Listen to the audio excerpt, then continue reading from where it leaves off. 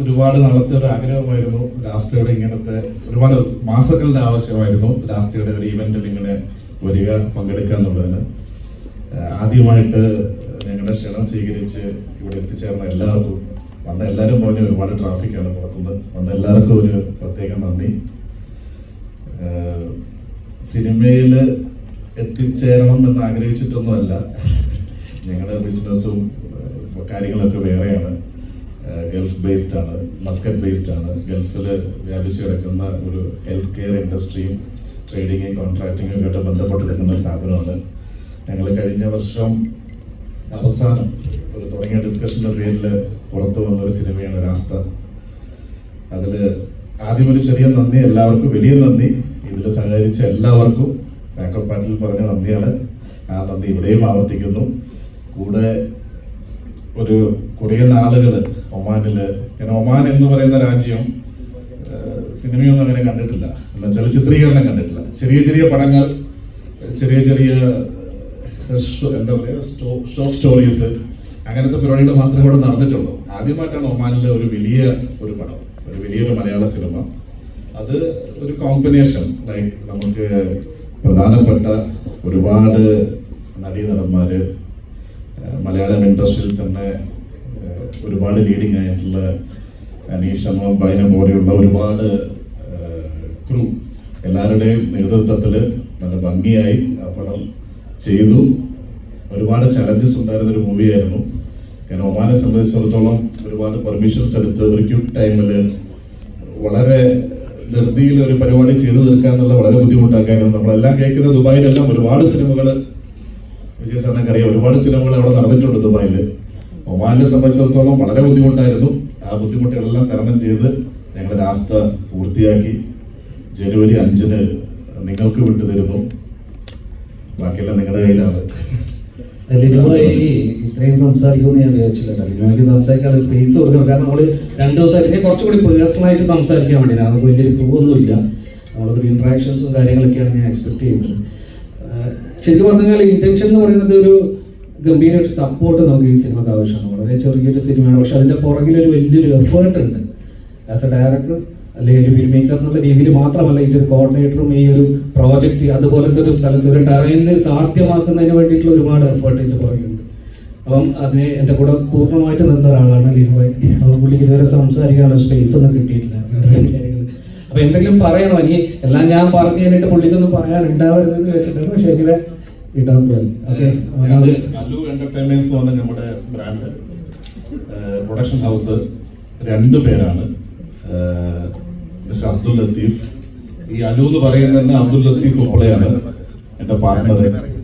അപ്പോൾ ഞങ്ങൾ 2 പേരും കൂടെ തുടങ്ങിയൊരു സംരംഭമാണ് അലു എന്റർടൈൻമെന്റ്സ്. അപ്പോൾ എല്ലാവരും സഹകരിക്കുക.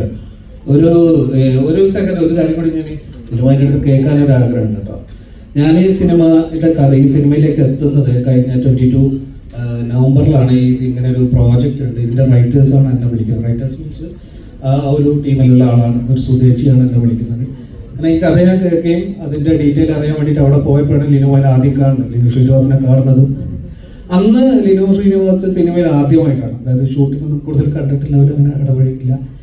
അത് കഴിഞ്ഞ് നമ്മുടെ ഷൂട്ട് തുടങ്ങി. ഒരു വർഷത്തെ പ്രോസസ്സാണ്. ആദ്യമൊന്നും നമ്മളെ കൂടെ കൂടുതൽ ഉണ്ടായിരുന്നില്ല. പിന്നീട് നമ്മുടെ ഷൂട്ടിങ്ങിൽ പങ്കെടുക്കുകയും നമ്മളിലൊരാളായിട്ട് വർക്ക് ചെയ്യുകയും ചെയ്ത ഒരാളാണ്. എനിവേ, ഇന്നലെയും മെനിഞ്ഞാന്നും നമ്മുടെ ക്യൂബിൽ പടം അപ്ലോഡ് ചെയ്തിട്ട് പുള്ളി കണ്ടു. അപ്പം എന്താണ് പുള്ളിക്ക് ഫീൽ ചെയ്യുന്നതെന്ന് സിൻസിയറായിട്ടുള്ളൊരു അഭിപ്രായം അറിയാൻ ആഗ്രഹമുണ്ട്. ഇങ്ങനെ പുതിയതായിട്ട് സിനിമയിൽ വന്നു, ആസ് എ ബിസിനസ്സാണ് വന്നത്. ഇപ്പം അതിൻ്റെ ഒരു ആർട്ട് ഫോം എന്നുള്ള രീതിയിൽ എന്താണ് ഫീൽ ചെയ്യുന്നത്? ഞാൻ ഇടയ്ക്ക് പേഴ്സണലായിട്ട് പുള്ളിയോട് പറയുന്നൊരു കാര്യമാണ്, ഞാനൊരു സിനിമാക്കാരനല്ല, ഞാനൊരു സിനിമാ പ്രേമിയാണ്. ഒരുപാട് സിനിമകൾ ഒരുപാട് വർഷം ചെറുപ്പകാലം തൊട്ട് കണ്ടു തുടങ്ങിയ എൻ്റെ അറിവിൽ ഞാൻ പറയാം. ഇപ്പം ഈ പറഞ്ഞ പോലെ ഒരുപാട് നെറ്റ്ഫ്ലിക്സ് സീരീസുകളും കാര്യങ്ങളൊക്കെ നമ്മൾ കണ്ടുകൊണ്ടിരിക്കുമ്പോഴാണ് നമ്മൾ ഈ കൂടുതൽ സർവൈവൽ ത്രില്ലർ എന്ന് പറയുന്ന സാധനങ്ങളെ കണ്ടിട്ടുള്ളത്. പറഞ്ഞ പോലെ തന്നെ ഒമാൻ്റെ ലാൻഡ്സ്കേപ്പ് അതേപടി ഒപ്പിയെടുത്ത് മാക്സിമം കവർ എടുത്ത് നല്ല രീതിയിൽ ഡെസേർട്ട് ലോക്ക് സർവൈവൽ വന്നിട്ടുണ്ട്. ഞാൻ ഫസ്റ്റ് നമ്മൾ 2 ദിവസം മുന്നേ ക്യൂബിൽ കണ്ടു കഴിഞ്ഞാൽ ഫസ്റ്റ് അനീഷ് ഞങ്ങൾ പറഞ്ഞത് ഞാൻ ഈ അടുത്ത കാലത്ത് ഒരു പ്രേക്ഷകനായിട്ട് ഞാൻ പറയാം, അടുത്ത കാലത്ത് ഞാൻ ഒരുപാട് ഇഷ്ടപ്പെട്ട ഒരു സിനിമയാണ്. എൻ്റെതെന്നുള്ളത് മാറ്റി വെച്ച് കഴിഞ്ഞാൽ എനിക്ക് ഒരുപാട് ഇഷ്ടപ്പെട്ട ഒരു പടമാണ് അത്. ഒരു പ്രേക്ഷകൻ എന്ന നിലയ്ക്ക് 2 മണിക്കൂർ 6 മിനിറ്റും ഒരു ഒരു ഒരു എവിടെയും ഒരു എന്താ സിനിമാക്കാരുടെ ഭാഷയിൽ ലാഗ് എന്ന് പറയുന്നു, സ്ലോ എന്ന് പറയുന്നു, ഒന്നും ഒരു കാണാത്ത ഒരു വളരെ ഗംഭീരമായിട്ട് 2 മണിക്കൂർ പോയി. എനിക്കൊരു വലിയൊരു സിനിമാറ്റിക് എക്സ്പീരിയൻസ് ആയിരുന്നു ആ ഒരു 2 മണിക്കൂർ. അത് നമ്മുടെ പടമായതുകൊണ്ട് പറയുന്നില്ല, വളരെ സന്തോഷകരമായിട്ട് ഞാൻ പറയുന്നു. കാരണം ഒരുപാട് കഷ്ടതകൾ ചെയ്തിട്ടാണ് അത് എടുത്തത്. കാരണം നമ്മൾ ഷൂട്ടിംഗ് അവസാനത്തെ ഷെഡ്യൂൾ പോയത് ജനുവരിയിലാണ്. ഈ നമ്മൾ വിന്റർ അവിടെ എക്സ്പെക്ട് ചെയ്യുന്നത് ഒക്ടോബർ, നവംബർ, ഡിസംബർ, ഒരു മിഡ് ഓഫ് ജനുവരിയാണ്. ഒരുപാട്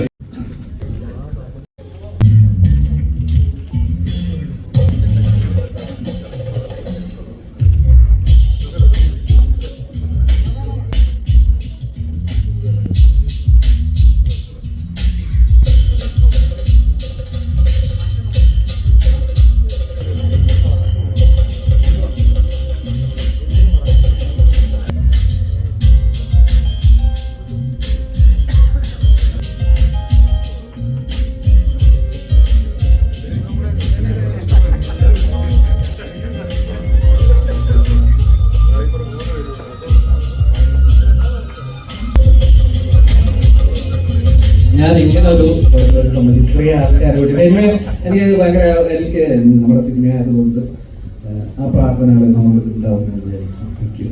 താങ്ക് യു സോ മച്ച്. എല്ലാവർക്കും നന്ദി. കാലം കൊണ്ടല്ലേ, പ്രായം കൊണ്ടല്ല, പ്രായം കൊണ്ടായ വിരോധമില്ല. എന്തായാലും വളരെ സന്തോഷമുണ്ട്. കാരണം രാസ്ത എന്ന ഫിലിമിന്റെ ഈ പ്രീ ലോഞ്ചിന്റെ പരിപാടിയിൽ പങ്കെടുക്കാൻ സാധിക്കുന്നതിൽ വളരെയധികം സന്തോഷമുണ്ട്. അതിന് നമ്മുടെ പ്രൊഡ്യൂസർ ലിവിനോടും അതുപോലെ അനീഷിനോടും എല്ലാവരോടും എൻ്റെ ഹൃദയംഗമായ സന്തോഷവും നന്ദിയൊക്കെ അറിയിക്കുകയാണ്. ശരിക്കും പറഞ്ഞാൽ വളരെ വ്യത്യസ്തമായ അനുഭവം തന്നെയായിരുന്നു ഈ രാസ്ത എന്ന് പറയുന്ന പടത്തിന്റെ ഷൂട്ടിംഗ്. കാരണം നമുക്കറിയാം, വിദേശത്ത് ഒരുപാട് പടങ്ങൾ ഷൂട്ട് ചെയ്തിട്ടുണ്ട്. പക്ഷെ പൂർണ്ണമായിട്ടും ഒരു സ്ഥലത്ത്, പ്രത്യേകിച്ച് മസ്കറ്റ് എന്ന് പറയുന്ന ഒരു രാജ്യത്ത്, ഒമാനില് പൂർണ്ണമായിട്ടും ഒരു മലയാള സിനിമ ഷൂട്ട് ചെയ്യുന്നത് ചിലപ്പം ആദ്യമായിട്ടായിരിക്കാം. എനിക്ക് തോന്നുന്നു അങ്ങനെയാണ്. കാരണം അത്രയും ദിവസം ഞാൻ അവിടെ ഉണ്ടായിരുന്നു. കുറച്ച് ദിവസം ചോദിച്ചുള്ള ആദ്യം, പിന്നെ പറഞ്ഞു പറഞ്ഞ ദിവസങ്ങൾ ഒരുപാടായി. പക്ഷെ അങ്ങനെ ആയപ്പോഴും നമുക്ക് സന്തോഷം മാത്രമേ ഉണ്ടായിരുന്നുള്ളൂ. കാരണം അത്രയും നല്ല ഒരു സിനിമ, രാസ്ത എന്ന് പറയുന്ന അത്രയും നല്ലൊരു സിനിമയുടെ ഭാഗമാകാൻ കഴിയുക എന്ന് പറയുന്നത് തന്നെ വളരെ സന്തോഷമുള്ള കാര്യമാണ്. കാരണം അത്രയും പെർഫെക്റ്റ് ആയിട്ടും അത്രയും നല്ല രീതിയിൽ ഒരു ആ സബ്ജക്റ്റിനോട് മാക്സിമം നീതി പുലർത്തിക്കൊണ്ടായിരുന്നു അനീഷും ടീമും ഒക്കെ ആ സിനിമ ചിത്രീകരിച്ചത്. മസ്കറ്റിലേക്ക് നമ്മൾ പോകുമ്പോൾ തന്നെ നമ്മൾ കൂടുതലായിട്ടും അതിൻ്റെ ടൗൺ പ്രദേശങ്ങളായിരിക്കും കൂടുതൽ കണ്ടിട്ടുണ്ടാവുക. പക്ഷേ അതിനേക്കാൾ ഉപരിയായിട്ട് അതിൻ്റെ ഉൾപ്രദേശങ്ങളിലുള്ള അതിൻ്റെ സൗന്ദര്യവും അതുപോലെ തന്നെ ഭീകരതയും ഒക്കെ തന്നെ ഒരുപാട് ഒപ്പിയെടുത്തിട്ടുണ്ട് നമ്മുടെ രാസ്ത എന്ന് പറയുന്ന സിനിമ. ഒരുപാട് സിനിമകൾ ചെയ്യുമ്പോൾ നമുക്ക് ഒരുമിച്ച് സഹകരിക്കാനുള്ള അവസരം ഉണ്ടായിട്ടില്ല. ഒരു സിനിമ കാണുകയും കൃത്യമായിട്ട് അഭിപ്രായം പറയുകയും വിയോജിപ്പുകൾ രേഖപ്പെടുത്തുകയും സന്തോഷം അറിയിക്കുകയൊക്കെ ചെയ്യുന്നതാണ്.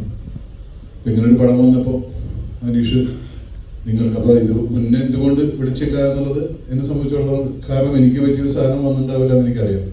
അപ്പോൾ എനിക്ക് ഇതിലൊരു ക്യാരക്ടർ വന്നപ്പോൾ 2 ക്യാരക്ടറുകൾ എന്നോട് പറഞ്ഞു, ഏത് പണിയെടുത്തോ എന്നൊക്കെ പറഞ്ഞിട്ടില്ല. അങ്ങനെ ഒരുപാട് സന്തോഷമുണ്ടായി. എന്തായാലും അതിൻ്റെ ഭാഗമാകാൻ കഴിഞ്ഞു. ദീനുവിനെ പറ്റി പറഞ്ഞ പോലെ ചായയൊക്കെ വിളമ്പി തന്നിരുന്ന അദ്ദേഹം ലൊക്കേഷനിൽ വീട്ടിൽ നിന്ന് കടി ഉണ്ടാക്കിക്കൊണ്ടിരും വൈഫ്, ഇവ ചായ വിളമ്പും. ഞങ്ങളവിടെ അല്ലേ നമ്മളെന്തായിരുന്നു പഴംപൊരി ചോദിച്ചെന്നൊക്കെ കേട്ടു എന്നൊക്കെ കഥാക്കുണ്ടായിരുന്നു. അവിടെ നമ്മുടെ ഇവിടുത്തെ പോലെ പ്രോപ്പർ ആയിട്ട് കറക്റ്റ് സമയങ്ങളിൽ ഇത് വരാൻ കുറച്ച് ബുദ്ധിമുട്ടായിരുന്നു. ഇവർക്ക് അതിന്റെ പ്രൊഡക്ഷൻ ഒന്നും അറിയില്ല. അപ്പൊ 3 മണിക്കൊരു ചായ ഉണ്ട്, 5 മണിക്ക് കടിയും ചായയും കൂടി കിട്ടുക, ഇതൊന്നും അവർക്ക് അറിയുന്ന പരിപാടിയൊന്നുമല്ല. അപ്പൊ ഇവരെപ്പോഴെങ്കിലും ഇപ്പൊ നമ്മളെ യൂണിറ്റിലെ ആളുകളൊക്കെ ഒരുപാട് നേരം വർക്ക് ചെയ്തിട്ടൊക്കെ 4 മണി 4 ആകുമ്പോഴത്തേനും ഒന്നും സ്നാക്സും ചായ ഒന്നും വന്നില്ലല്ലോ എന്നൊക്കെ. അപ്പൊ അവർക്ക് വേണ്ടി വരുത്തി തീർത്തുകൊണ്ട് പുള്ളിക്ക് വേണ്ടിയാണ് സംഭവം പറഞ്ഞത്. അവസാനം ലൊക്കേഷനിൽ പഴംപൊരി ചോദിച്ചത് കേട്ടു എന്നൊക്കെ പറഞ്ഞിട്ടുള്ള തമാശയായിരുന്നു. എന്തായാലും ഒരു വല്ലാത്തൊരു എക്സ്പീരിയൻസ് ആയിരുന്നു. മരുഭൂമിയിലുള്ള ഒരു പീഡനം. ഞങ്ങള് കുറച്ചായി അനുഭവിച്ചിട്ടുണ്ട്. ഇവരകത്ത് കയറിയിട്ട് ഒരുപാട് അനുഭവിച്ചിട്ടുണ്ട്. തീർച്ചയായിട്ടും ഇതൊരു തമാശ മാത്രമല്ല, സീരിയസ് ആയിട്ട് പറയാം. കാരണം നമ്മൾ എളുപ്പത്തിൽ പോയി ഷൂട്ട് ചെയ്ത് വന്നൊരു സിനിമയല്ല അത്. അത്രയും കഷ്ടപ്പെട്ടവളാണ്. കാരണം നമ്മൾ ഈ സിനിമയിൽ കുറച്ച് ട്രെയിലർ ഷോട്ട്സ് കണ്ടു, പക്ഷേ അതിനേക്കാൾ ഉപരിയായിട്ട് സിനിമയിൽ നിങ്ങൾക്ക് ഒരുപാട് അനുഭവിച്ച ബുദ്ധിമുട്ടുകൾ നേരിട്ട് തീർച്ചയായിട്ടും സിനിമയിൽ കാണാൻ സാധിക്കും. അത്രത്തോളം പെർഫെക്റ്റ് ആയിട്ട് അനുഭവിച്ചതാണ്, അതാ പറയാൻ കാര്യം. കാരണം വളരെ സൗകര്യത്തോട് പോയിട്ട് എന്താ പറയുക, നമ്മൾ കേരളത്തിൽ പോയി ഇരിക്കുക, സൗകര്യമുള്ള സമയത്ത് പോയിട്ട് വന്ന് അഭിനയിക്കുക, ആ രീതിയിലായിരുന്നില്ല. മൊത്തത്തിൽ ആ ഒരു ഡ്രൈനെസ്സും ഒക്കെ തന്നെ അനുഭവിച്ചുകൊണ്ട് തന്നെ അഭിനയിച്ചതാണ്. ഞാനല്ല കൂടുതലായിട്ടും, ഇതിൽ കൂടുതലും സർജാനോ ഖാലിദും നമ്മുടെ നായികയും അനീഷും അവരൊക്കെയാണ് കൂടുതലായിട്ടും അത് അനുഭവിച്ചത്. അത് തീർച്ചയായും ഞാനിപ്പോ ഇവിടെ വന്നപ്പോ ദിനേശേട്ടനെ കണ്ടു, PRO ദിനേശേട്ടനെ കണ്ടു. ദിനേശേട്ടൻ ഈ സിനിമ കണ്ടിട്ടുണ്ട്. പുള്ളി പറയാം, ആ മരുഭൂമിയിൽ അനുഭവിച്ചത് കണ്ടാൽ തന്നെ ഈ സിനിമ എല്ലാവരും കാണണം തോന്നും. അത്രമേൽ അവര് എഫേർട്ട് എടുത്തിട്ടുണ്ട് ആ സാധനത്തിൽ എന്ന് പറയുന്നത്. എന്തായാലും ഈ സിനിമ 5-ാം തീയതി റിലീസ് ആവുകയാണ്. നിങ്ങളെല്ലാവരും നല്ല രീതിയിൽ സപ്പോർട്ട് ചെയ്ത് തിയേറ്ററിൽ ആള് കയറാനൊക്കെ വലിയൊരു ടാസ്കുള്ള സമയമാണ് ഇപ്പോൾ ഉള്ളത്. പാൻ ഇന്ത്യ സിനിമകൾ മാത്രം വരുന്ന ഇത് പാൻ ഇന്ത്യ സിനിമയാണ്, ഇത് പാൻ വേൾഡ് സിനിമയാണ്. ക്രിസ്മസിന് തന്നെ അല്ലേ വിജയ് ഇപ്പൊ എന്നോട് പറയുന്നത്, ക്രിസ്മസിന് ഒരു മലയാള പടം വന്നത് എത്ര വർഷങ്ങൾക്ക് ശേഷമുള്ളതാണെന്നുള്ളത്. അപ്പോൾ എല്ലാവരും അപ്പൊ തിയേറ്ററിലേക്ക് തന്നെ ആളുകൾ വരണം. അതിനുള്ള സാധ്യതയുള്ളൊരു സാധനം ഈ സിനിമ പറയുന്നുണ്ട്. എല്ലാവരും തിയേറ്ററിലേക്ക് വന്ന് കാണാനുള്ള അവസരം നിങ്ങളും കൂടി ഉണ്ടാക്കി കൊടുക്കണമെന്ന് മാത്രം പറയും. Thank you. അത് എനിക്കും പറയാൻ പറ്റാം, ആദ്യം പറയാൻ വിട്ടുപോയി. താങ്ക് യു സോ മച്ച് എല്ലാവരും ഇവിടെ എത്തിയതിൽ.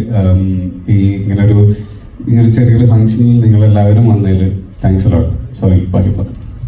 അവസാനം മൈക്ക് കിട്ടുമ്പോൾ ഉള്ള ഒരു പ്രശ്നം ഇതാണ്, പറയേണ്ട കാര്യങ്ങളൊക്കെ ആദ്യം തന്നെ എല്ലാവരും പറഞ്ഞിട്ടുണ്ടാവും. ഇത് അറിഞ്ഞിരുന്നെങ്കിൽ നേരത്തെ വിളിച്ചത്. ഈ മേക്കിംഗ് വീഡിയോയിലൊക്കെ കണ്ടില്ലേ, അപ്പോൾ ഞാനും ആദ്യം ഈ സ്റ്റോറി കേട്ടപ്പോൾ ഒമാനിലാണ് ഷൂട്ട് ചെയ്യുന്നത്, സർവൈവൽ പരിപാടിയാണ്, ഇതെന്തായാലും ഒന്ന് അറിയണം എന്നുള്ളൊരു ക്യൂരിയോസിറ്റിയിലാണ് ഈ പ്രോജക്റ്റ് ഞാൻ എടുത്തത്. എന്തായാലും കുറച്ച് കഷ്ടപ്പെടും എന്നുള്ള കാര്യം അറിയാമായിരുന്നു, പക്ഷേ ഇത് ഇച്ചിരി കൂടിപ്പോയി. പക്ഷെ അതിൻ്റെയൊക്കെ റിസൾട്ട് ഉണ്ടാവട്ടെ എന്ന് ആഗ്രഹിക്കുന്നു. ഡെസേർട്ടിലുള്ള ഒരു 15 ഡേയ്സ് ഷൂട്ടിൻ്റെ അവസാനമുള്ള ഒരു 15 ഡേയ്സ് ഞങ്ങൾ ഡെസേർട്ടിലായിരുന്നു. അപ്പോൾ ആദ്യം മസ്കറ്റിൽ കുറേ നല്ല നല്ല കാഴ്ചകളൊക്കെ കണ്ടു. പക്ഷെ ഇപ്പോൾ ഒമാൻ എന്ന് പറയുമ്പോൾ ആദ്യം മനസ്സിൽ വരുന്നത് ആ ഡെസേർട്ടും പിന്നെ നമ്മളുടെ കുറച്ച് മെമ്മറീസും ആണ്. ഞങ്ങൾ ആദ്യം കഷ്ടപ്പെട്ടെങ്കിലും പിന്നെ ആ കഷ്ടപ്പാട് ഞങ്ങൾക്കൊരു ഫണ്ണായി മാറി. ലിൻ സാറിനോടാണെങ്കിലും ഒരു പ്രൊഡ്യൂസർ എന്നുള്ള രീതിയിലല്ല, ഞാനൊക്കെ കംപ്ലൈന്റ് പറയുമായിരുന്നു. അതും പറയുന്നത് ലൈക്ക് എൻ്റെ വീട്ടിൽ എൻ്റെ അച്ഛനോടും ബ്രദറിനോടൊക്കെ പറയുന്നത് പോലെ കരഞ്ഞുകൊണ്ടായിരുന്നു ഞാൻ പറഞ്ഞത്. കാരണം അവിടേക്ക് നമ്മളുടെ ബേസിക് നീഡ്സ് ഒന്നും എത്തിക്കാനുള്ള ഒരു ബുദ്ധിമുട്ടുണ്ടല്ലോ. പിന്നെ ക്ലൈമറ്റിൻ്റെ കുറച്ച് പ്രശ്നങ്ങളൊക്കെ എല്ലാവരും അനുഭവിച്ചിരുന്നു. പക്ഷെ ഇപ്പോൾ ഓർക്കുമ്പോൾ എന്തായാലും അത് നല്ലതിന് വേണ്ടിയായിരിക്കുന്നുള്ളൂ. അതിന്റെ ആഫ്റ്റർ എഫക്റ്റ് എന്തെങ്കിലും ഉണ്ടായിരുന്നോ? അലർജിയോ എന്തെങ്കിലും ഒക്കെ? അടിക്കുക അതല്ലാണ്ട് വേറെ ഒന്നും ഉണ്ടായില്ല. ഓക്കെ, അങ്ങനത്തെ ഒന്നും okay, thank you so much. അപ്പൊ നിങ്ങളുടെ പാട്ടും എല്ലാവരും ഏറ്റെടുത്തു. എല്ലാവർക്കും ഭയങ്കര റിവ്യൂ ആണ് നിങ്ങളുടെ സോങ്ങിനും ഒക്കെ കിട്ടുന്നത്. So thank you so much. എങ്ങനെയുണ്ടായിരുന്നു സർജാനുമായിട്ടുള്ള ഒരു എക്സ്പീരിയൻസ്, അഭിനയം? അടിപൊളിയായിരുന്നു. ഞാൻ ആദ്യമായിട്ടാണ് സർജുൻ്റെ കൂടെ വർക്ക് ചെയ്യുന്നത്. അപ്പം അതിന് മുമ്പ് വന്ന പ്രോജക്ട്സിലൊക്കെ എനിക്ക് സർജുൻ്റെ പേരൊക്കെ വരുമായിരുന്നു. പക്ഷെ അവനും കുറേ റിജക്റ്റ് ചെയ്തിട്ടുണ്ട്, ഞാനും റിജക്റ്റ് ചെയ്തിട്ടുണ്ട്. അപ്പോൾ ഫൈനലി ഞങ്ങൾ ഒരുമിച്ച് ഈ രാസ്ത എന്ന സിനിമയിൽ വർക്ക് ചെയ്തു. ഒരുപാട് സന്തോഷം. താങ്ക് യു സോ മച്ച് രണ്ടുപേർക്കും. Thank you. Thank you.